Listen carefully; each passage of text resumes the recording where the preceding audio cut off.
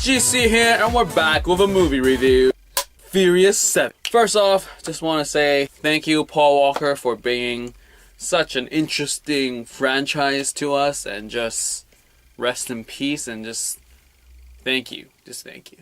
So anyway, this time around, this is the 7th installment of the Fast and Furious franchise, and this time it's directed by James Wan. And who do we have in this movie? Your ensemble of the Fast and Furious, plus or minus a few. So we have Vin Diesel, Paul Walker, Dwayne Johnson, Michelle Rodriguez, Jordana Brewster, Tyrese Gibson, Chris Bridges, Kurt Russell, and Jason Statham. And also, oh yeah, Tony Jaa. Tony Jaa's in this. Isn't that crazy? So, what's this film about? Well, if you have been in the know of the Fast and Furious franchise, this is the first movie that actually takes place after Tokyo Drift, which was Fast and Furious 3 technically. But actually 4, 5, 6 took place between 2 and 3. So chronologically, 7 finally takes place after 3. So we have what happened in episode 6, I would say, and with them injuring this crook guy by the name of Shaw. He has a brother played by Jason Statham, and this time he's coming back for payback. And that's what this episode 7's about. It's Jason Statham coming back to the team that took out his brother, and he's gonna give them, you know, what they deserve, sort of thing. And things happen, and Vin Diesel has to get his band together to work some deal with the government so he can find things out and race some cars and show us what physics really is. And that's basically the entire film. So what did I think? Well, first of all, it's a Fast and Furious film. You don't really need to think, but I'll try anyways. So, what did I like about this? First off, it's a James Wan directing an action film. He's known for Saw and The Conjuring and other scary horror stuff for producing. And I was very intrigued when I heard that he's directing. I was like, whoa, what is he going to bring new to the table? And definitely there are touches of his style throughout the film in terms of just camera angles, the mood settings when it's a very dark, like, foreboding mood, where it's like Jason Statham on the computer, like that sort of like scary tone. And then like the lighting is interesting. I like that. And the camera usage was pretty cool, like the beginning of Jason Statham in the hospital, that was a cool technique, definitely. And also the flipping and all that, following characters as they fall sort of thing, that was cool as well. But I feel that his style is very like, you need to know him to really pick it out. If you just went and just watched it, you wouldn't really notice, because I feel that the way that he shoots his stuff, it's very slow pace, but the rest of the movie is very fast, so it like, oh, you saw it, now it's gone, sort of thing. But overall, I enjoyed his action directorial debut. It was fun. I also really enjoyed the physics-defying logic here. I swear, when episode 6, that tank sequence totally felt very outlier-ish, as in it was super far-fetched compared to the rest of the film. But here in episode 7, I felt like every set piece was huge and crazy and logic, physics defying. And I felt that it was great because it was consistent.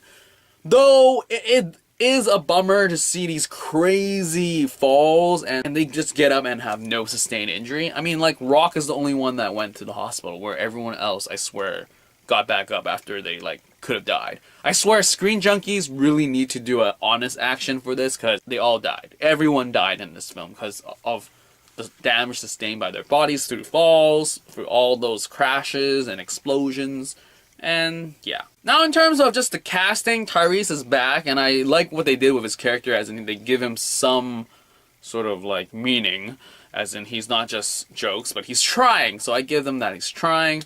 Ludacris has some moves that's kind of inconsistent to the rest of his characters. It's like, oh, they did that, but they don't address as to why he knows how to fight all of a sudden very effectively. And the relationship between Michelle Rodriguez and Vin Diesel is sort of... I feel that they could have done more with it in terms of the whole memory loss. Like, it's like she just gets annoyed and she leaves, and I feel like there was more potential. Same thing for Paul Walker and Jordana Brewster, like the whole family thing. There could have been more, but it's just like, oh, action, action, action. So really, there's a lot of things happening in terms of drama and action. And on a side note, I swear Michelle Rodriguez should do a comedy, because she really is pretty when she smiles. And I feel that the whole badass front that she's throwing around all the time, it's getting tiring. And I swear, like, this time around, she wasn't very action orientated, so she smiled a lot, and I think she'll do well in a drama, in a sense. I wouldn't mind seeing her because she's attractive. And so yeah, that's for cast. I mean, Jason Statham is Jason Statham. He just plays crazy badass. Kurt Russell was interesting. I haven't seen anything of his recently, so it was just nice to see him around. I was just like, oh, Kurt Russell. Gives me an Expendable vibe. But yeah, so overall this film is consistent in terms of logic-defying what you would expect from a Fast and Furious film. Though there are pockets of like downtime where it just feels kind of like, oh, you could have went farther, but you didn't, so why did you bother to in the beginning? The premise itself is kind of weird because they're hunting down Statham is hunting them down, and then all of a sudden they're like, okay, now we're gonna hunt him down because he's dangerous. And then they have this God Eye thing, and then they have to hack it or whatever, and then all of a sudden, every time Statham just shows up, he's like a freaking Terminator. He just shows up at the most worst times. And then, for some reason, they just escape, and I'm like, why don't you just kill him? I must have missed that detail somewhere where, like, they need God's Eye or catch him off guard sort of thing, but whatever. I mean, it's a Fast and Furious movie. You don't really think about the story. One other thing is that I really love the cars here. The cars here were very nice. Like that one that came out of the building. That was very nice. It was a very beast. And also, the fighting itself, there's Tony Jaa and Ronda Rousey.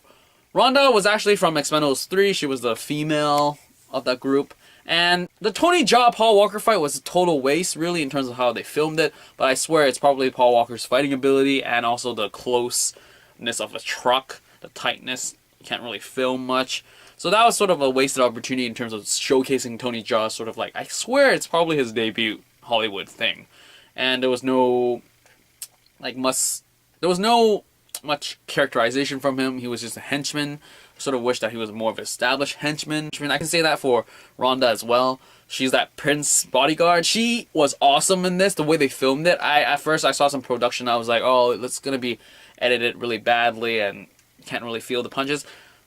The punches here don't really, you don't feel it, but you can see her style in her MMA style. That was really appreciative. Oh, let me go back. The Rock versus Jason Statham. Punches don't exist, but when they're throwing things and just throwing people on the table, that was awesome. Though I sort of wish that they did better. Like, they did some techniques that aren't in normal Hollywood action fighting sequences. That was kind of appreciated, but I was like, oh, I need the punch.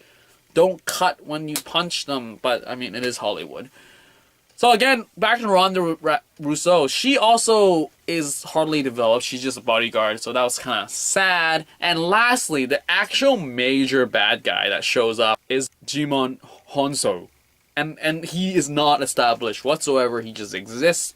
And it's kind of sad. Like, I was like, oh, he's playing the villain?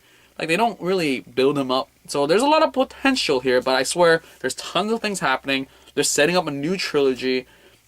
The Paul Walker tribute was amazing. I mean, even though I knew they used his brothers to step in and stuff, I'm just like, sometimes it's kind of off, but it wasn't that, like, jarring, like, oh, that's totally not Paul Walker. But there was one scene where he's on the bus, you look down, and that's not Paul Walker. But anyway, the tribute was just great. I mean, just thanks, Paul, for bringing this again, like I said before. And the way they filmed it and the tribute was just really like, yeah, that's the way to go. Like, this is how you honor a guy who brought this franchise to audiences. And just, it's unfortunate that he had that accident and he just left us. But the tribute really spoke a lot. So they did well. Yeah, there we have it. It's consistently logic-defying, and that's appreciated. There's a lot of more story potential, and I sort of wish they tapped into that more, build everything up, more established characters. It was a fun ride. It's a good tribute to Paul Walker, his last film. And yeah, so if you have seen Furious 7, leave your comment down below, and I'll get back to you as soon as possible. And that is all for this movie review for Furious 7. Out!